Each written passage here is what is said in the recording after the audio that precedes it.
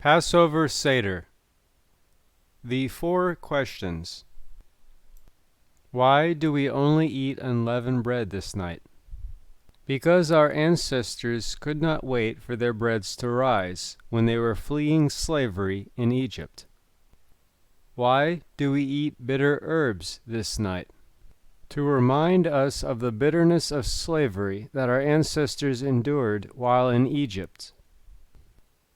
Why do we dip our food twice this night? The first dip symbolizes the replacing of our tears with gratitude. The second dip symbolizes the sweetening of our burden of bitterness and suffering. Why do we dine reclined this night? Because in ancient times, a person who reclined at a meal was a free person, while slaves and servants stood.